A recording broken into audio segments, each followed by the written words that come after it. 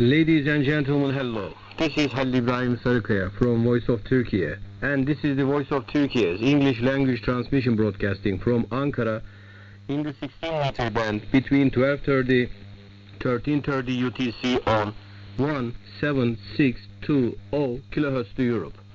You can listen to us over the Turksat 3A and 4A satellites and on the internet at www.trtdinle.com through radio's link and under the Voice of Turkey radio's expandable section.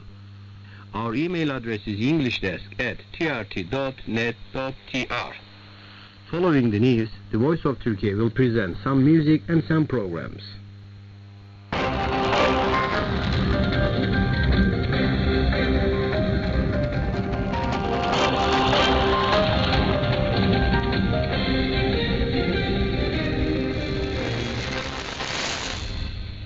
Masoud Pezeshkian, new reformist president of Islamic Republic of Iran.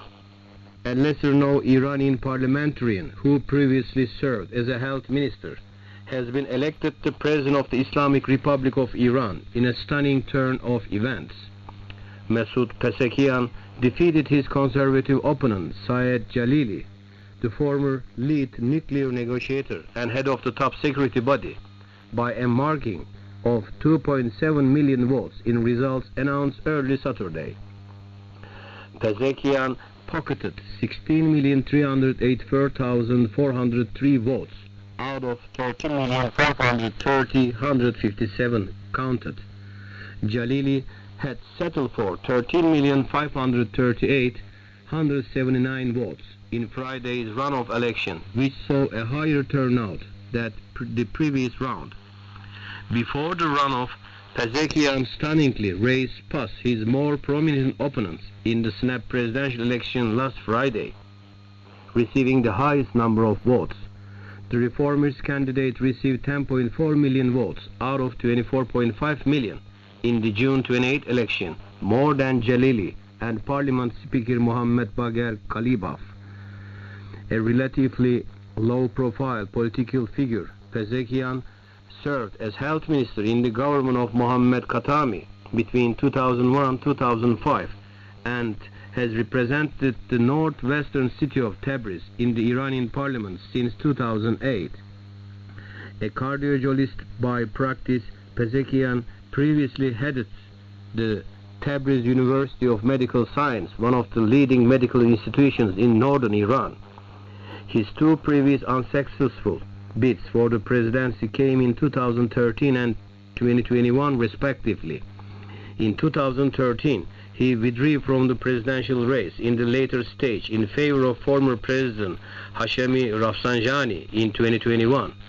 His candidacy was rejected by the Guardian Council, the country's top vetting body. As the only reformist candidate in the race this time around, backed by the country's leading reformist coalition, Pezeshkian engaged in hectic campaigning in recent weeks. His campaign was bolstered by the presence of former reformist politicians and ministers, including Javad Zarif, who served as foreign minister for 2 terms under former President Hassan Rouhani. Pre-election polls show significant support for Pezeshkian, especially after the 5 televised presidential debates in the first round, in which he was vocal about domestic and foreign policy issues. Pezeshkian gave indications he will be more open to diplomatic engagement with the world, including the West, and intends to initiate reforms in economic and cultural domains. In the presidential debates, he asserted that sanctions were acting as a roadblock in attracting trade partners, and achieving an 8% growth rate was impossible without opening borders. Azerbaijan's Karabakh region to host informal meeting of Turkic states leaders. An informal summit of the head of state of Organization of Turkic States, shortly OTS, that was proposed by Azerbaijani President Ilham Aliyev, is scheduled for Friday and Saturday in the Karabakh region, an area liberated by Azerbaijan in recent years. Turkish Vice President Cevdet Yılmaz will attend the summit in Shusha, which will also see the heads of the states and senior officials from Kazakhstan, Uzbekistan and Kyrgyzstan, as well as leaders of OTC observer states Turkmenistan, Turkish Republic of Northern Cyprus and Hungary. Turkish President Recep Tayyip Erdogan was scheduled to attend, but he is in Germany to support the Turkish national football team that is competing in the Euro Championship. Erdogan's attendance in Germany is viewed as important after a player on the team was banned for 2 matches, unjustly in Turkey's view. At the summit that is themed Building a Sustainable Future Through Transport, Connectivity and Climate Action, the leaders will discuss the strengthening of Middle Corridor and other transport links, as well as preparations for the 29th Conference of the Parties of the UN Framework Convention on Climate Change, which Azerbaijan will host from November 11 to 22. The leaders will sign Karabakh Declaration at the summit, where several documents related to OTC projects will be approved. Prior to summit, the OTC Council of Foreign Ministers will convene in Shusha to finalize agenda items and documents to be signed by the head of states. TRNC President Ersin Tatar will attend at Aliyev's invitation. In one of his speeches, Aliyev said, "The President of the Turkish Republic of Northern Cyprus will take part in the summit to be held in Shusha at my invitation. This will accelerate the unity of Turkic peoples." Tatar thanked Aliyev for the invitation and said, "All these breakouts and developments in the direction of the visibility of TRNC and its greater acceptance by the international community over time are extremely important and strengthen our new politics." Several killed, injured in Israel raids across Gaza. Several Palestinians were reportedly killed and injured Friday in a series of Israel raids across the Gaza Strip. A medical source told Anadolu that the bodies of 2 women and 5 people who were injured arrived at Al Auda Hospital in the Nuseirat refugee camp in central Gaza after an Israeli airstrike on the home of Abu Owemer family in the camp.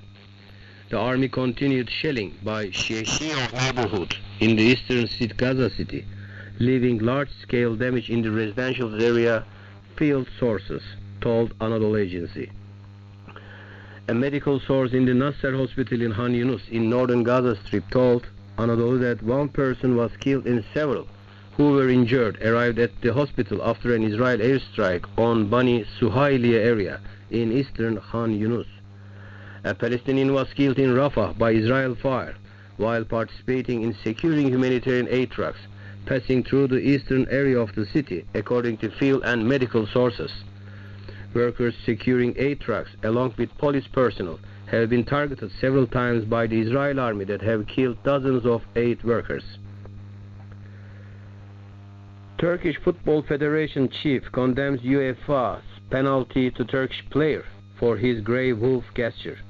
Turkish Football Federation President Mehmet Büyükekşi condemned UEFA's 2-match suspension for Merih Demiral's grey wolf gesture during a match as unjust, unlawful and unfair. Today's penalty on Merih shows it is unjust, unlawful, unfair and highly political issue, Büyükekşi told reporters in Berlin. The gesture made has no political significance, has symbolized Turkish identity for centuries, emphasizing that TFF has taken necessary actions and prepared a 27-page defense. Büyükekşi said, "But we saw that a decision was made in advance and published in newspaper even before our defense was reviewed.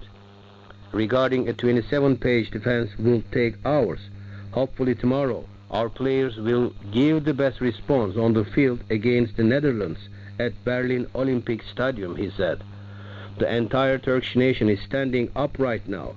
We call on everyone to remain calm. We also ask our Turkish citizens living here to support our team with the same calmness and not forget their prayers." In the match Tuesday, which Turkey won 2-1, Demiral scored both goals. UEFA launched an investigation after Demiral celebrated with the grey wolf sign at that match.